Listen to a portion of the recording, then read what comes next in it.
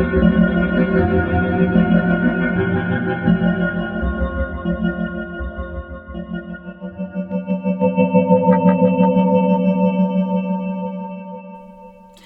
everyone, and welcome back to another episode of Tabloid Superstars. First, I'd like to say a quick thank you to any listeners. I know it's really obvious that I'm extremely new to the role podcast host, but I can promise I will work hard to make sure that each episode is better than the last. And I have so many crazy stories to share with y'all.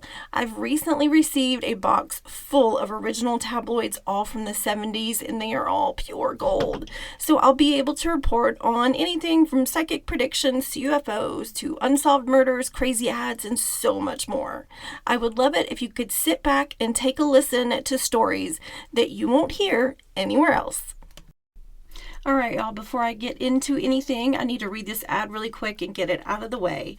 This is for a new black and red pep pill that does work. It is a special formulated pep pill called Infedican. It is now available through the mail. This black and red capsule is guaranteed to stimulate and invigorate you, increase your alertness and awareness, and pick you up when you need it. If you don't like it, they will refund your money. Use only 10 capsules, and if you still don't like it, send us back the unused portion and we'll give you a full refund. But we do ask you to come alive and really start living with Infedican. All right, y'all, we're going to go right into our first article that comes from the September issue of The Sun in 1977. The article is titled, How You Can Build Confidence Among Your Children. That's great. Any parents, I'm sure, could learn a tip or two. And even if you're not a parent, you've got a niece or nephew, this is very important. This is from Dr. James Dobson's book titled Hide or Seek. It's sold for $3.95, and he gives us some recommendations on building up self-confidence in kids. So the first one, he says, examine how you feel about your child. You cannot teach him to respect himself if you resent things about him. Are you disappointed in his ordinariness? Do you resent giving up your freedom for him? Does he embarrass you because he's dumb, clumsy, or unattractive? Guard what you say to others when your child is present. Never talk about his faults, physical appearance, or intelligence in front of them. Avoid idolizing physical perfection. Don't buy glamour dolls, models of perfection your child will measure himself against. Minimize the importance of intelligence if your child is not good at school. Just encourage him to excel in other things that he likes to do. And finally, make sure your child can read by the end of the second year of school. Otherwise, ridicule from his peers will weaken his confidence. Totally makes sense. Now, this next article comes from the National Examiner, also from the year 1977, and it is by Norville, who happened to be the Examiner's famed astrologer, and the title of the article was The Curse That Killed Elvis. Now, Norville says that Elvis was born under the sign of Capricorn, and that has ruined the lives of countless famous people. He said that Elvis had telephoned him in Athens, Greece 2 years prior and told me a long series of romantic and health problems. He was terribly confused, very unhappy, and said that he could no longer live under the pressure. Norville's impression of Elvis was that he was doomed already by the stars. The star sign Capricorn is ruled by planet Saturn, explained Norville. Ancient astrology shows that this sign brings on many afflictions and tragedies. Like Elvis, many other people rise to great heights of fame and glory, but after the rise, there is often a tragic fall. Norville continues, Elvis rose to great fame, but under the shadow of Saturn, he had great sorrow and tribulation. I knew the rock star well, says Norville. For a time, he lived in my Bel Air home in California. So did another Capricorn-born tycoon, Howard Hughes. It's ironic, Howard Hughes lost his contact with the world of reality, and in the end, so did Elvis. Norville went on to explain that Capricorns are known to be loners and genuinely surround themselves with yes men who inflate their egos, causing them to lose touch with the real world outside. After his mother's premature death of heart trouble at the age of 42, Elvis went into a decline, said Norville. Subconsciously, I believe he was himself willing to die prematurely. His strong mother fixation decreed that he should die at her identical age of 42. Could Elvis have broken the curse of the Capricorn? Yes, insists Norville. He could have chosen a different lifestyle. He could have broken the egocentric circle of false friends who flattered him and induced him to seek unnatural thrills. But, Norville finishes, his Saturn affliction caused him to withdraw from life and to conceal himself in a world of illusion. And also, here's a little Elvis crumb for you. He and Sinatra donated $50,000 to a fund for needy actors. And we've got to take another quick break for an ad from Power the People. Instantly make people do what you want them to do. It doesn't matter who they are, your family, your neighbors, your boss, your customers, your worst enemy, even total strangers. You can learn to gain absolute control over their behavior, and you can do it in an hour. Here's what I need for you to do. First, spend 30 minutes reading pages 143 to 158 of a book called Power with People. I'll send it to you 100% money back guarantee. Then you need to spend another 30 minutes testing the technique you just read about. Test it on anyone. The more bullheaded, the better. You're going to be amazed, I promise you. Using these clever techniques, people will do exactly what you ask them to do. I know it's hard to believe, but it happens to be true. Let me convince you with my no-risk offer. Send only $9.95 for the book Power with People. If the book doesn't do what I say, call me a liar and I'll send back for a full refund. To order, send payment with this ad to Independence Research in Taylor, Michigan. These techniques are so powerful as to be potentially dangerous. They must be used with discretion, but when applied to ethical purposes, they can tear down the barriers that may be blocking your happiness and success. Act now. This next article, I think, was written kind of in a lighthearted or funny way, but I'll let you decide. It's called Walt Courts a Gal into Court. Walter Wagner has been wooing Gail Morton ever since October 1975, even though she can't stand the sight of him. Their love affair has become so violent, it even has turned into a monumental court battle.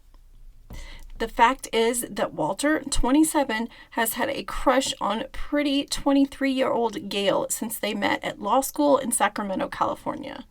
But Gail cannot bear him and has spent 2 years asking the courts to legally restrain Walter's passion.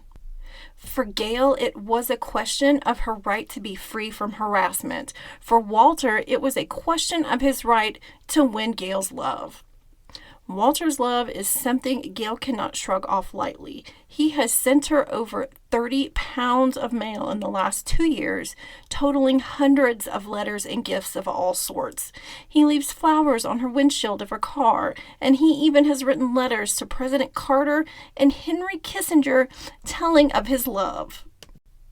When Gail went to attorneys, all they could advise her was to get somebody to beat him up. Like, really beat him up. Okay. Finally, she won an injunction banning Wagner from phoning or writing her.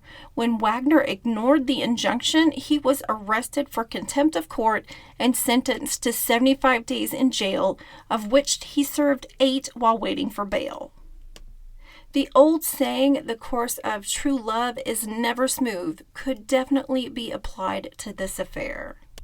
Now, normally I try really hard to avoid making any kind of commentary so you guys can hear how the articles really are without hearing a biased tone or whatever.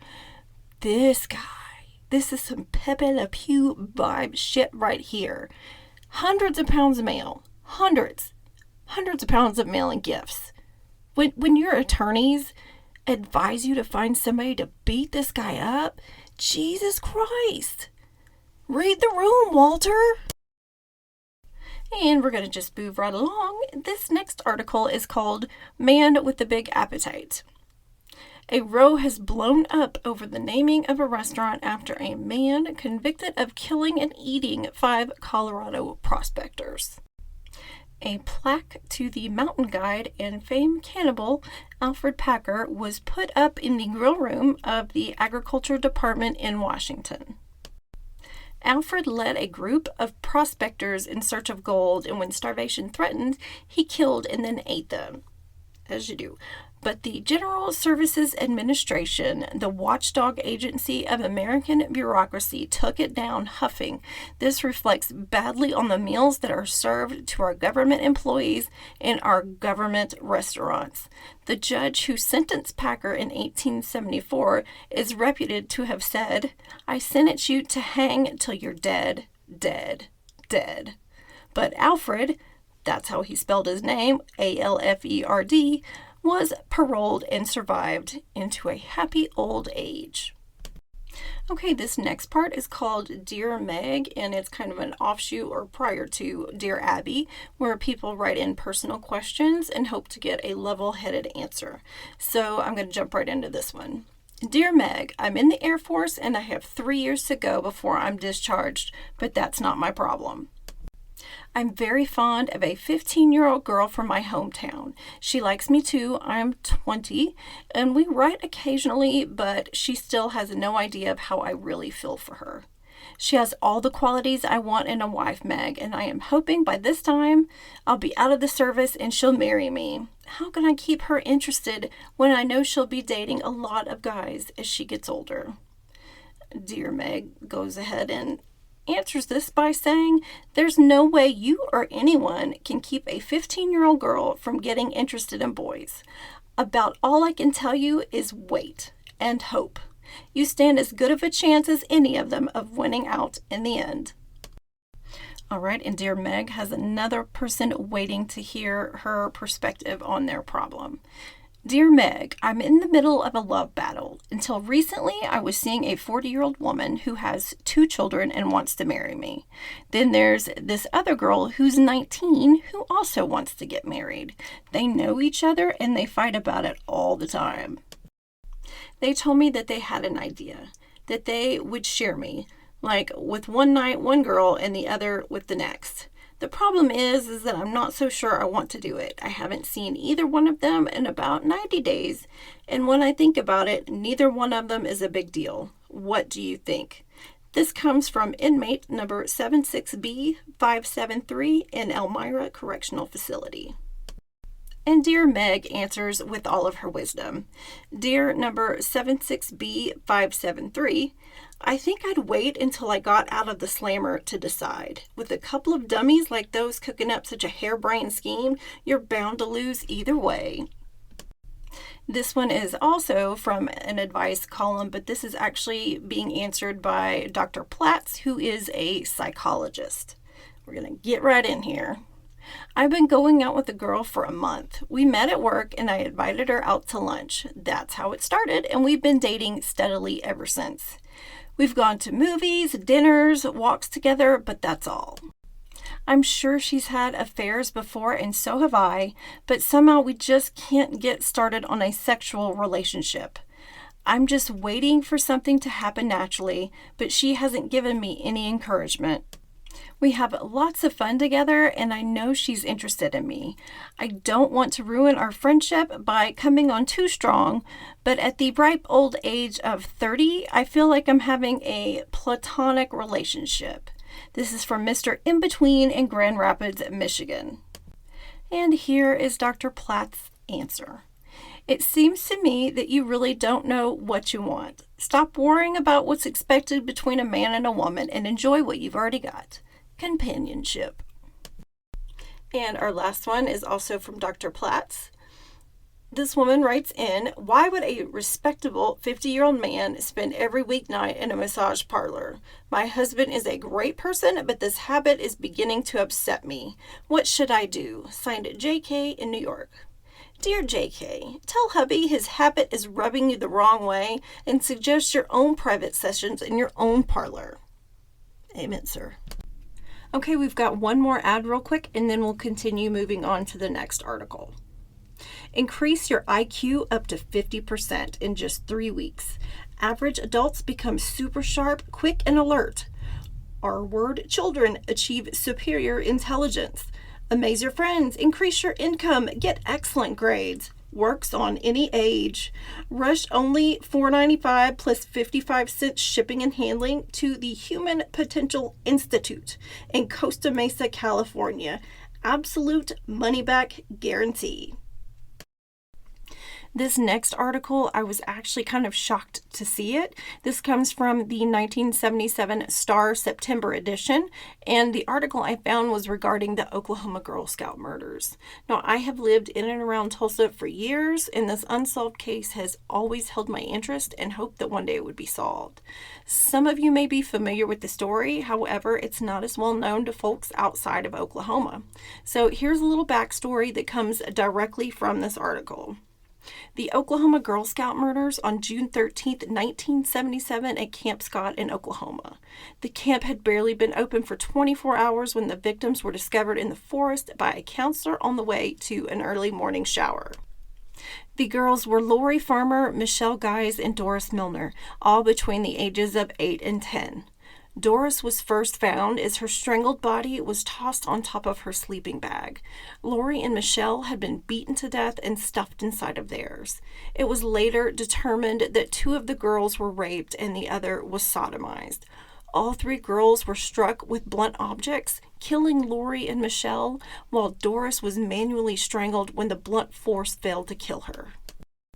For a brief moment, authorities thought that the killings may have been committed by a female until male fluids were found on the bodies. OSBI Director Jeff Laird and Sheriff Glenn Pete Weaver of Pryor, Oklahoma, believed that a 33-year-old escaped prisoner named Jean Leroy Hart was responsible for the crime. Hart was a full-blood Cherokee backwoodsman that had been previously convicted of rape and burglary and who had just happened to escape from Weaver's jail. An article was ran shortly after the murders with a psychologist quoted that the evidence pointed away from Hart. Laird and Sheriff Weaver weren't buying that and informed the public that it did not know what evidence it had or what it didn't have. But from what they did have, it implicated Hart. Sheriff Weaver told the paper that he wants to take Hart alive, but he will kill him if he must. A $20,000 reward was put up for the capture of Hart, with critics saying it's blood money to encourage bounty hunters. Weaver called in the National Guard, Special Police Tactical Squads, bloodhounds, and a volunteer posse in the search for Hart. Native Americans living in the area of Locust Grove were blamed when Weaver was unable to find Hart. Weaver was quoted as saying he would have Hart in a day if he could just get the full support of the Native Americans living in the area. Weaver is quoted as saying Hart is armed and dangerous, and we don't feel he will give himself up. When he is found, I want enough manpower there so he will realize it is pointless to resist. Searchers that were directed by Weaver and the sheriff immediately began stalking the killer, who seemed to be laughing at them. They found a message scrawled in a nearby cave which said, "The killer was here. Bye-bye, fools." More evidence was found in another cave, a photograph of 3 women that Weaver deemed to be more evidence of Hart's guilt.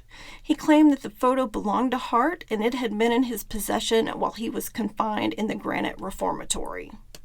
There are also many people who believe in Hart's innocence. Hart's mother, Ella Mae Buckskin, says there is no way her son could commit such a crime. She claims that the sheriff hates her son because he was Native American and because Hart escaped from his jail twice. She went on to say that Weaver planted the photograph and she's been harassed by the local police and the FBI. Miss Buckskin says that she hasn't seen her son in years and hopes that he does not try to return to Pryor. It seems that the majority of the town feel that Hart is not guilty, but he should come and turn himself in to clear his name. Here's some information that we now know that comes from strangeoutdoors.com.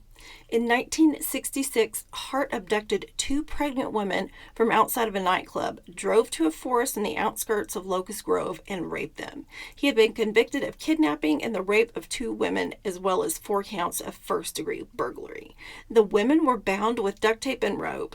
After the rapes, in an apparent attempt to murder them, he closed off their noses and mouths with duct tape and left them to die in the woods.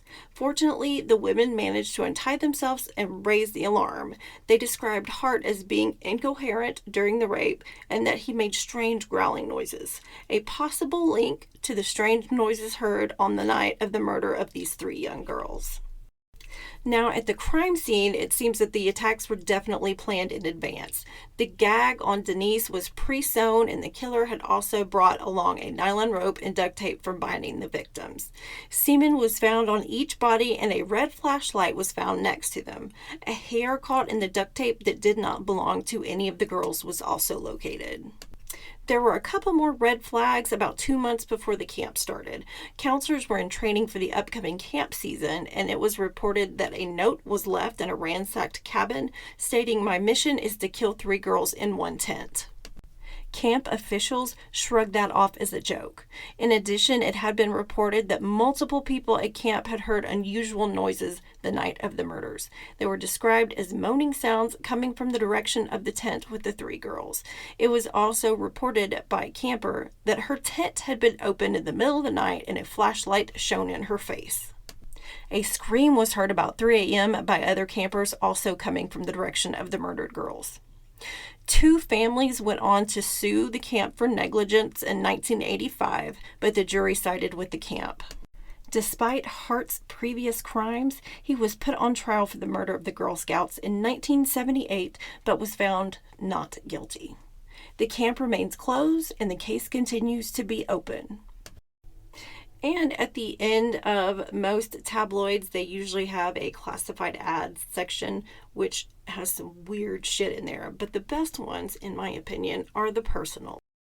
Now, back in the day, they didn't have Bumble or Tinder or Match.com to find a partner. So they would have to write out a little paragraph of what they were looking for and describe themselves as well. So while I was reading these over, I am like 99.9% positive that some of these have been written by serial killers or black widows. All right, and we're just going to jump right in. These personals, they didn't give a name, but they did give a state and some type of zip code maybe. So we're going to start with women seeking men, and this is Arizona. She is attractive, natural redhead, divorced Sagittarian, 5'6", 135 pounds, young 42, looks 35, energetic, very adventurous, loyal, honest, sincere, fun-loving, pleasing personality, educated, sensitive women on high morals, a well-rounded outlook of life, affectionate and able to relocate for Mr. Right. Exceptional homemaker, likes the finer things in life, socializing, entertaining, wide range of interests and hobbies, loves to travel, has own home, small income, no dependents, smokes, social drinker, bored with the routine and insincere phonies, seeking neat, kind, honest, sincere, one-woman man of integrity. Looking for 40 or over to get into a deep, profound, and meaningful relationship with marriage as the ultimate goal, if compatible. Must be wealthy and able to travel and share together and enjoy the many things that life has to offer. She's very serious and wanting to hear from you. Photo, phone with long, chatty letter appreciated. The next one that comes up is from Michigan. She is a very beautiful, non-women's liber, very feminine, lonely, very sweet, beautiful eyes, nose, mouth, hair, and shape. Cries easily. Age 39, 118 pounds, and 5'5". Needs a tall, heavy-set, well-proportioned man with some means to share romantic love and outdoor activity. Would love to relocate to Florida as a lover, friend, companion, and a helpmate in a marriage. Please write. This next lovely lady comes from Florida, and she is described as dynamic, educated, sexy, overweight, interested in animals, ESP, travel, psychology, full of love to share with a non-smoking, unmarried, emotionally and financially secure, liberated, generous gentleman without dependence. She adores big man over 6 feet, but any size is okay if you are Mr. Special. And next we have Ontario. English lady, 40s, 5'9", in heels, Non-smoker, rarely drinks, cultured, refined, well-spoken, regarded much above average, intelligent, charming, humorous, needs tall, confident, charming, successful gentlemen of similar character. Each share material and emotional assets. Easy traveling distance preferred. She's an adaptable lady, has a diploma of family, enjoys dancing, powerboats, good conversation, anything beautiful. Photo and phone with details, please. Now here's one from Illinois. Petite widow, 52, intelligent, secure, good business, social standing, faultless character, high morals, non-smoker, non-drinker, seeking well-groomed professional or businessman in the 50s. Photo, phone, please. And here we have another lady from Florida. She is Miss Right, calling Mr. Right. Poor, choosy Miami gal. 45, pretty, well-dressed, warm-hearted, seriously needs, attractive, financially secure, considerate, generous, moral, reliable, one-woman man to take care of her. Possibly marriage. Age is unimportant. Moving on over to Pennsylvania, we have a Christian widow, mid-50s, petite, average-looking, neat, no dependents, wants to meet or correspond with reborn Christian man who loves God. Now we're going to switch over to the man side, men seeking women. This first one is from New Jersey. Bachelor, 50, steadily employed, 5'7", 150 pounds, brown hair, blue eyes, seeking lady in middle years without ties or dependents, who is also tired of the lonely life. Cat lovers preferred. And here we've got a gentleman from Indiana who wants a delightful 72-year-old widower who is just roaming around. He's 5'11", 190 pounds, and if you're 65 and on Social Security and would like to share the remaining days of our lives together, drop me a line. Here's an Indiana man, dark-haired bachelor of 35, 5'7", stable, lonely, wants to find a handicapped lady, 28 to 40 years old, for a long-lasting friendship. Okay.